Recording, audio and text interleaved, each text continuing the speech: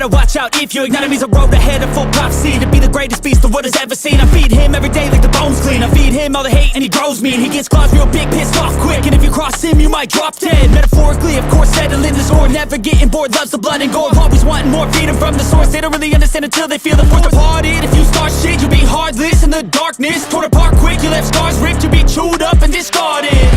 And this world ain't right, won't accept it. Negative energy, I expect it.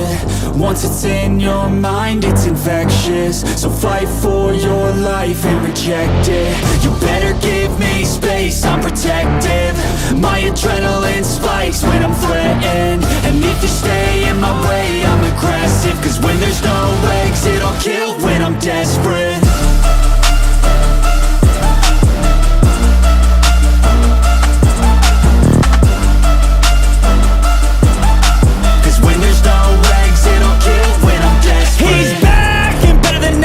Feel my heart rate, adrenaline pressure.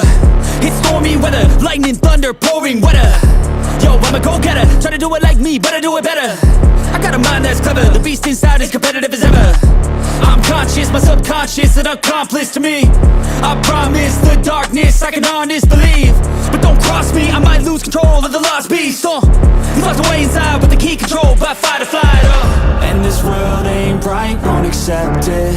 Negative energy, I expect it. Once it's in your mind, it's infectious. So fight for your life and reject it. You better give me space, I'm protective.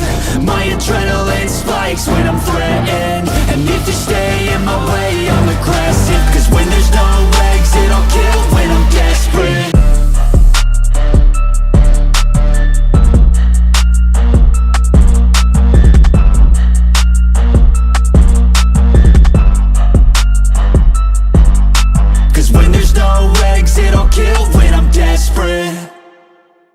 Welcome to the trading farm. Villager trading. There's also these guys in the world, but they disappear whether you like it or not. You can also trade with piglins in Minecraft, but that's a different episode. Here's how the farm works. This is a villager breeder. It's a glass box with a farmland floor growing carrots above. 16 farmer villagers to harvest fully grown carrots. Carrots will be collected into the villager's inventory. 16 composter job blocks above water sources that hydrate the farmland. Behind a trapdoor wall with a 1 block gap, there are beds. If there are more beds than villagers, carrots will be tossed back and forth and a baby villager is spawned in. Newly breeded baby villagers run towards the beds. Before reaching the beds, the baby villagers enter a water stream collection system. Baby villagers grow into adult villagers after 20 minutes, but they will always be collected before that happens. This part of the trading farm is also lit up and protected so that zombies cannot convert all of the villagers into zombie villagers, breaking the villager breeder. Extra hose and carrots to fix any accidentally broken farmland. Carrots being tossed back and forth near the water stream collection system could end up in the water if these hoppers were not here. The hoppers deliver these carrots back into the center of the villager breeder. This is the second villager breeder in this world, inspired from the villager breeder from episode 4. Using a lime concrete powered rail, villagers were transported to the second villager breeder. Villager breeders also used to look like this, but now they're much simpler. After entering the water stream collection system, villagers are moved past a line of 13 doorways that close once a villager enters that specific doorway. If every doorway is closed, the villagers reach an end of line. Here, there are 3 options. Loop the villagers back around, drop into a bulk collection area where they can be moved with minecarts, or burn in lava.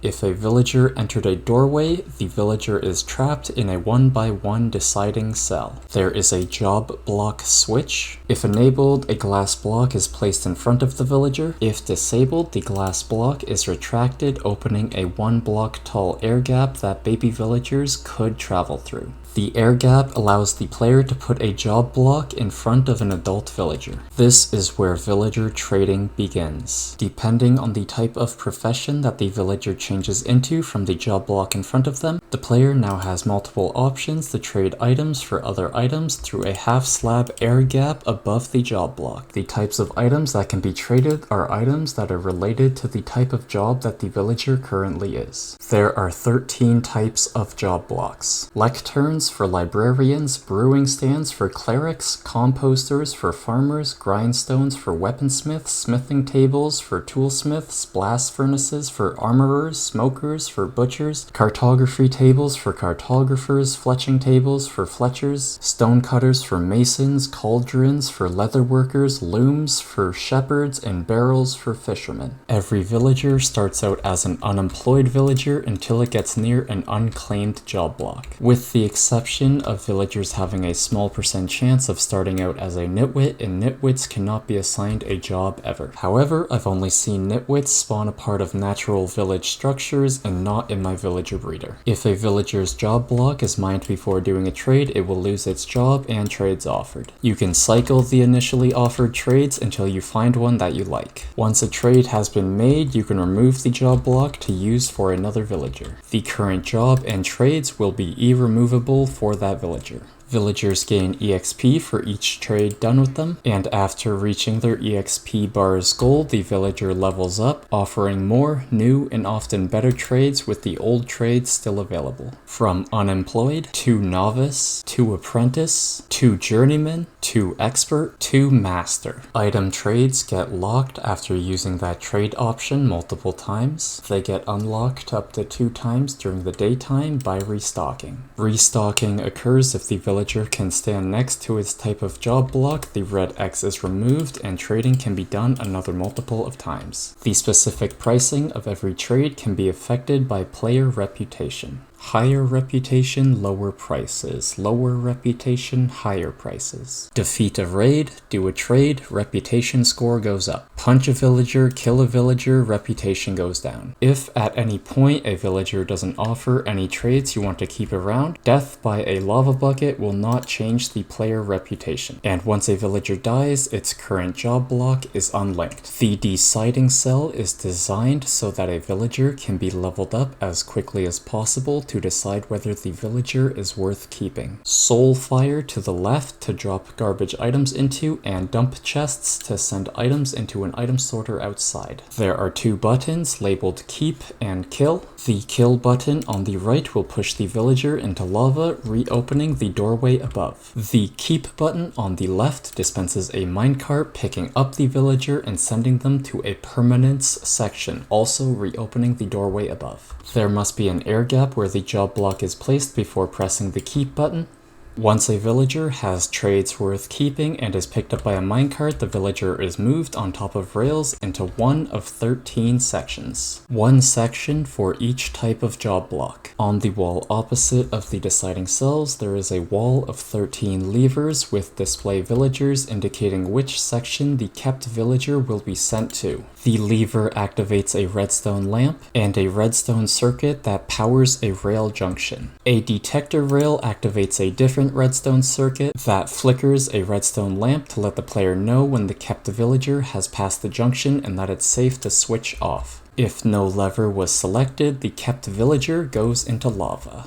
Every kept villager in all 13 sections is moved into one of 50 1x1 glass holding cells. Once the cell has been filled, a redstone circuit is activated that closes off the rail path behind so that another kept villager cannot enter the same cell. If all 50 cells are filled, the kept villager goes into lava. Each cell has a job block for trade restocking purposes and a half slab air gap to be traded with. There are signs and or item frames above the air gap to describe the trade option that was kept. Pillagers. There are hoppers on the floor in front of each cell that lead to the item sorter. From the villager breeder to the deciding cell to the permanence section. The item sorter has slots for emerald blocks, emeralds, glass blocks, bookshelves, clocks, compasses, name tags, lanterns, lapis lazuli ingots, redstone dust, EXP bottles, glowstone blocks, ender pearls, cookies, apples, bread, pumpkin pie, glistening melons, golden carrots, bells, walls, cooked pork chops, cooked chicken, empty maps, arrows, bricks, chiseled stone bricks, dripstone, quartz pillars, quartz blocks, polished granite, polished diorite, polished andesite, paintings, and fireplaces. Unstackables and unfilterables are stored in bulk chests at the end of line hoppers. Manual chest sorting for every max enchanted book, cake, suspicious soup, rapid stew, chainmail and enchanted diamond hats, chainmail and enchanted diamond shirts, chainmail and enchanted diamond pants, chainmail and enchanted diamond shoes, enchanted diamond swords, enchanted diamond pickaxes, enchanted diamond shovels, enchanted diamond axes, diamond hoes, enchanted fishing rods, every type of tipped arrow, bows, crossbows, woodland mansion and ocean monument, explorer maps, globe banner patterns, buckets of cod, and saddles. With the trading farm, I was able to craft a double chest of god pickaxes. There is bulk storage for minecarts that are used in the dispensers. There are 2 maintenance stores to access the redstone mechanics of the deciding cells. There is an organization station that has storage designed for quick level ups, crafting table, ender chest, stonecutter, anvils, a nether portal, the nether side, enchanting area, this is the main entranceway, informative signs, map wall of the area, and every type of painting. There are AFK rooms built at every place of importance, and there are even more extra crafting tables, ender chests, anvils, and chests placed around the trading farm. There are ladders to access every part of the functional aspects of the farm if I don't have an elytra. Now onto the decorative aspects. Diagonally splitting lime and white concrete spectating floors that have multiple spaced apart ladders to access each floor. Glass pane and carpet railings. Glass pane windows with spaced apart supports. Hello from the other side. A flat lime and white glass block roof with sea lantern and smooth stone slab supports. An opening in the center to fly through with an elytra. At the bottom of each side, there is a doorway. There is an elytra landing platform or a soul sand bubble stream that connects to the road system of the rest of the entire base. The entire build is built on top of a floating foundation made out of lime and white concrete, cobblestone walls, iron bars, torches, stone brick stairs, smooth stone slabs, sea lanterns, and oak trapdoors. There are 4 sets of ladders to enter the foundation. Underneath, there is a smaller scale upside down sea lantern and glowstone hard hat pyramid with a tip. This was my setup area, and that's everything. The block of the day for this episode is going to be a lapis lazuli block. That's episode 86, and I went the entire episode without saying trading hall. Wait.